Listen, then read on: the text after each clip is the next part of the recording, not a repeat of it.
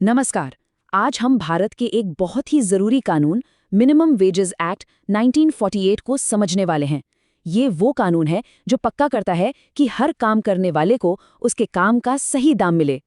चलिए, शुरुआत एक बहुत ही आसान से सवाल से करते हैं, लेकिन ये सवाल बहुत गहरा है। किसी भी काम की सही कीमत मतलब द राइट प्राइस क्या होनी चाहिए? यही वो सवाल है जिसके जवाब में मिनिमम वेजेस यानी न्यूनतम मजदूरी जैसे कानून बनाए गए, ताकि किसी भी काम करने वाले का शोषण न हो सके।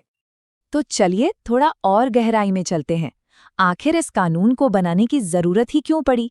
वजह बहुत सीधी और साफ थी, मजदूरों को बहुत कम पैसों और शोषण से बचाना। देखिए, इस एक्ट के ना 3 बड़े मकसद हैं। सबसे पहला और सबसे जरूरी, श्रमिकों का शोषण रोकना, मतलब कोई उनसे जबरदस्ती कम पैसे में काम न करा सके। दूसरा, उन्हें कम से कम इतनी मजदूरी तो मिले कि भाई रोटी, कपड़ा और मकान जैसी जो बेसिक जरूरतें हैं वो पूरी हो जाए। और तीसरा, ये कानून सामाजिक न्याय यानी सोशल जस्टिस को भी बढ़ावा देता है, ताकि समाज में जो कमजोर तबका है उसे भी ऊपर उठने का मौका मिले। अच्छा, इस कानून को अच्छे से समझने के लिए ना इसकी 2 सबसे जरूरी परिभाषाएं यानी डेफिनेशंस को समझना पड़ेगा। पहला है मजदूरी, जिसे इंग्लिश में कहते हैं वेजेस, और दूसरा है नियोक्ता यानी एम्प्लॉयर। ये दोनों ही इस पूरे कानून की नींव हैं।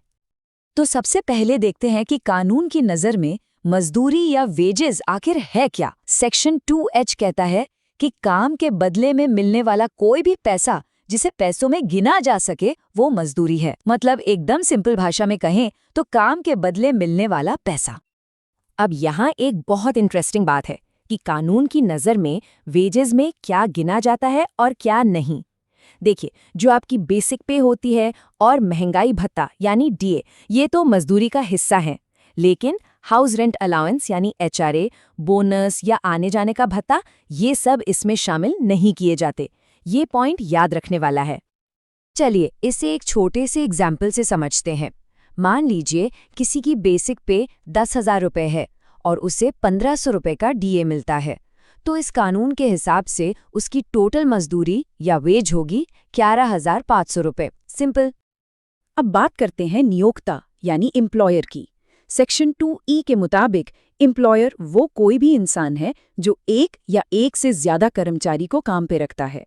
और हाँ, ये ध्यान रखना जरूरी है कि इसमें सिर्फ कंपनी का मालिक ही नहीं आता, बल्कि फैक्ट्री का मैनेजर या किसी सरकारी डिपार्टमेंट का हेड भी एम्प्लॉयर ही माना जाता है। तो अब जब हम वेजेस और एम्प्लॉयर का मतलब समझ गए हैं, तो चलिए देखते हैं कि ये कानून असल में मजदूरों को बचाता कैसे है। इसके कुछ खास फीचर्स हैं जो ये काम करते हैं। अब ये जो स्लाइड है ना, ये इस पूरे कानून का समझिए एक तरह से इंजन है। यहीं पर सारी कार्रवाई होती है। देखिए, सरकार सेक्शन 3 का इस्तेमाल करके मिनिमम वेज तय कर देती है। और ऐसा नहीं कि एक बार तय कर दिया तो बस हो गया। नहीं, हर 5 साल में इसे रिवाइज करना यानी बदलना भी जरूरी है। अच्छा, कोई अगर ज्यादा काम कर रहा है मतलब ओवर टाइम, तो सेक्शन 14 कहता है कि उसे एक्स्ट्रा पैसा मिलना ही चाहिए। और सबसे बड़ी बात, अगर कोई मालिक कम पैसे देता है तो सेक्शन 20 से 22 के तहत उस पर कानूनी कार्रवाई भी हो सकती है। तो ये पूरा एक प्रोटेक्शन सिस्टम है। लेकिन यहाँ एक और दिलचस्प बात है। कानून की दुनिया में ना वेजेस सिर्फ एक तरह के नहीं होते। कोर्ट्स और एक्सपर्ट्स ने इन्हें 3 अलग-अलग लेवल पर देखा है। चलिए इन तीनों को समझते हैं। सबसे पहला है मिनिमम वेज। ये वो मजदूरी है जो बस आपकी बेसिक ज़रूरतें पूरी कर दे, खाना, कपड़ा, मकान। इसके ऊपर आता है फेयर वेज यानी उचित मजदूरी। ये मिनिमम से ज़्यादा होती है और इसमें ये भी देखा जाता है कि इंडस्ट्री की देने की क्षमता कितनी है। और सबसे ऊपर है लिविंग वेज यानी निर्वाह मजदूरी। ये एक आइडियल सिचुएशन है जहाँ इतनी सैलरी मिले कि ज़रूरतें तो पूरी हो ही, साथ में अच्छी सेहत और थोड़ा आराम भी मिले। और इसी सोच को सुप्रीम कोर्ट ने रैप्टरकॉस ब्रेटन कंपनी केस में बहुत ही खूबसूरती से समझाया। कोर्ट ने कहा कि मिनिमम वेज का मतलब सिर्फ जिंदा रहना नहीं होता, इसमें शिक्षा, स्वास्थ्य और थोड़ा आराम भी शामिल होना चाहिए। इस एक फैसले ने मिनिमम वेज की पूरी परिभाषा को ही एक नया और बेहतर मतलब दे दिया। तो सबसे जरूरी बात यह है कि ये एक्ट कोई हवा में बना हुआ कानून नहीं है। इसकी जड़ें हमारे भारतीय संविधान के मूल सिद्धांतों में है। चलिए देखते हैं ये कनेक्शन क्या है। ये स्लाइड एग्जाम के लिए बहुत बहुत इम्पॉर्टेंट है। देखिए, संविधान का आर्टिकल 39 कहता है कि सबको जीने के लिए पर्याप्त साधन मिले, और ये एक्ट वही तो करता है। आर्टिकल 43 का लक्ष्य है लिविंग वेज, और ये एक्ट उस लक्ष्य की तरफ पहला कदम है। और सबसे बढ़कर आर्टिकल 21, जो हमें गरिमा से जीने का अधिकार देता है, वो अधिकार सही मजदूरी के बिना तो अधूरा ही है। बिजॉय कॉटन मिल्स केस में सुप्रीम कोर्ट ने इस कानून को पूरी तरह से संवैधानिक ठहराया। कोर्ट ने साफ साफ कहा कि मिनिमम वेज तय करना भले ही बिजनेस की आज़ादी पर एक रोक है, लेकिन ये एक रीजनेबल रिस्ट्रिक्शन यानी उचित प्रतिबंध है, क्योंकि इसका मकसद लोगों का भला करना और सामाजिक न्याय को बढ़ाना है। ठीक है, तो हमने सारे कॉन्सेप्ट्स तो समझ लिए हैं। अब फटाफट एक क्विक रिवीजन करते हैं और साथ में एग्जाम के लिए सबसे ज़रूरी सेक्शंस को याद रखने की एक आसान सी ट्रिक सीखते हैं।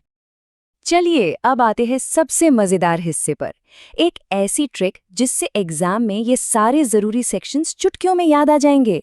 बस एक लाइन याद रखनी है, WB fought over crying people। अब देखिए, W का मतलब वेजेस जो है सेक्शन 2 का H, E से हो गया एम्प्लॉयर सेक्शन 2 का E, F से फिक्सेशन यानी सेक्शन 3, O से ओवरटाइम सेक्शन 14, C से क्लेम्स जो है सेक्शन 20 और आखिर में P से पेनल्टी सेक्शन 22। देखा कितना आसान हो गया। और ये रहा एक फाइनल क्विक रिकैप।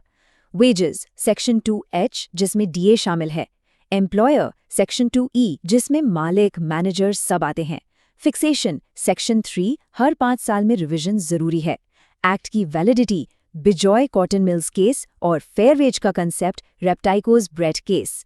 ये सारे पॉइंट्स दिमाग में रखेगा। और अब जाते जाते एक सवाल आपके सोचने के लिए कि अगर हम सभी काम करने वालों के लिए एक लिविंग वेज यानी निर्वाह मजदूरी पक्की कर पाएं, तो ये हमारे संविधान की प्रस्तावना में लिखे सामाजिक और आर्थिक न्याय के वादे को पूरा करने में कैसे मदद करेगा? इस पर जरूर सोचिएगा।